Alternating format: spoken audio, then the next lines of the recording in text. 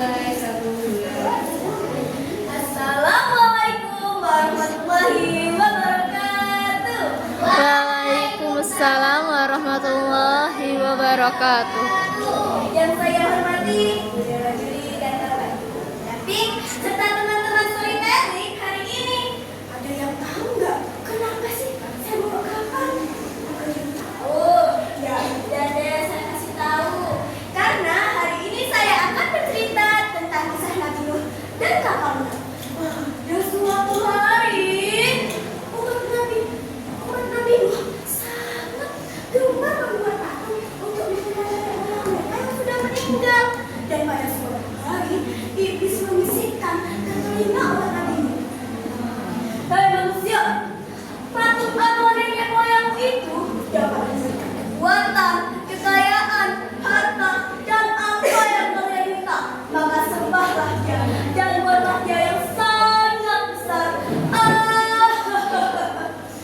Dakwah ini sangat sulit dan mendapatkan pandangan keras. Mereka tidak suka dengan Nabi Nuh sehingga memusuhinya. Namun Nabi Nuh tetap berdakwah di segala tempat. Namun ini sangat sedikit. Golongan kaya, penguasa sangat membencinya.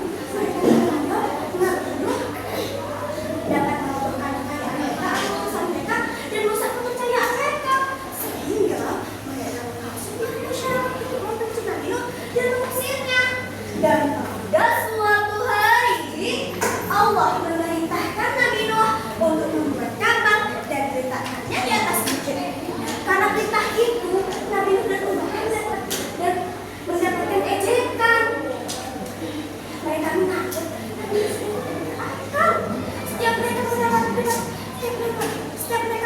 lewat di depannya selalu mengejeknya.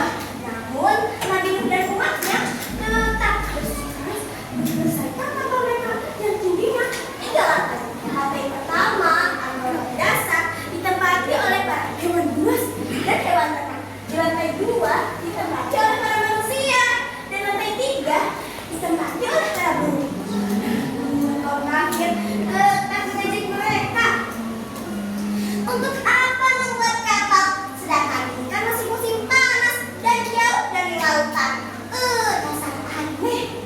Mereka tetap mengejeknya. Lalu Nabi Nuh menjelaskan bahwa akan datang suatu hari banjir besar yang akan membinasakan orang-orang iman. Maka hendaklah kalian mengikuti perintah Allah jika ingin selamat. Namun kaum kafir tetap mengejek mereka.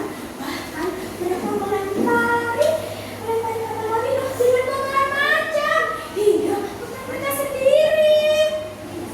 Lalu Nabi Nuh bersabda, "Jika kalian mengejek kami, maka kalian telah mengejek kami." Lalu Allah memberikan teguran kepada mereka kaum kafir berupa turunnya penyakit kulit yang ganas dan tidak ada satupun obat yang mencorok.